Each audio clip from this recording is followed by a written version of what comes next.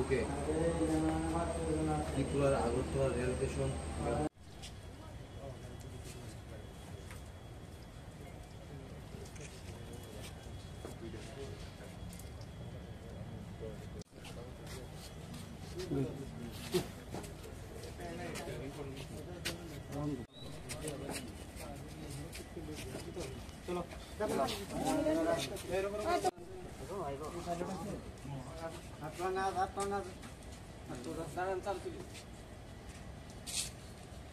গতকালকে বিকালবেলা মোট 14 জনকে আটক করা হয়েছে আমাদের আগরতলা রেল স্টেশন থেকে। আমরা জিআরপি থানা এবং আরপিএফ থানা মিলে।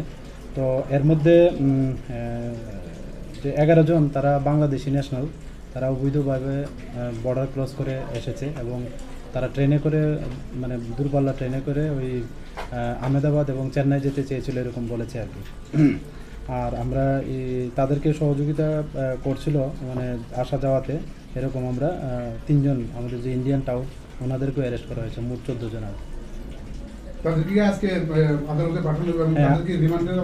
হ্যাঁ, আজকে তাদের মহামান্য আদালতে প্রেরণ করা মানে হচ্ছে এবং পুলিশ রিমান্ডও চাওয়া হবে। তাদের কাছে কি কিছু সন্দেহজনক কিছু পাওয়া গেছে? সন্দেহজনক এমনিতে তো প্রত্যেকের কাছে স্মার্ট মোবাইল ফোন আছে তো, এবং কিছু ইন্ডিয়ান কারেন্সি এবং বাংলাদেশি কারেন্সি এবং কিছু বাংলা ডকুমেন্টও পাওয়া গেছে।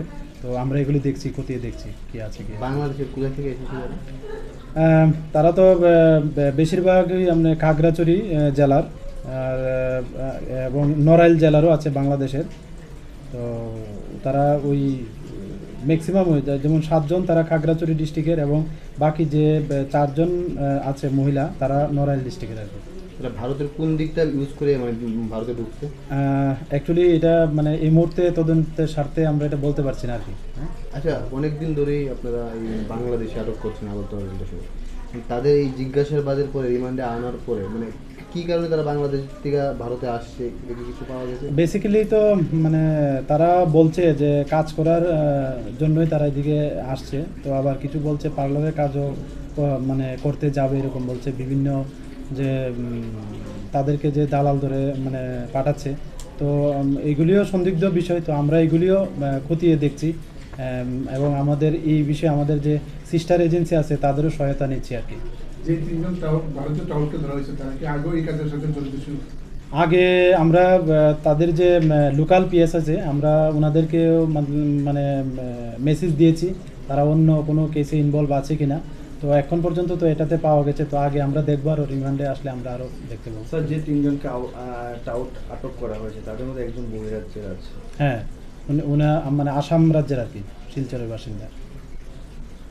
উনি এখানে মানে আসাম থেকে এসে এখানে? হ্যাঁ, উনি অ্যাকচুয়ালি গত পরশুদিন রাত্রে এসছেন এবং কালকে উনি যেতে চাচ্ছেন আর কি ওইদিকে আমাদের রেল ব্যবহার করে আর কি। Thank you.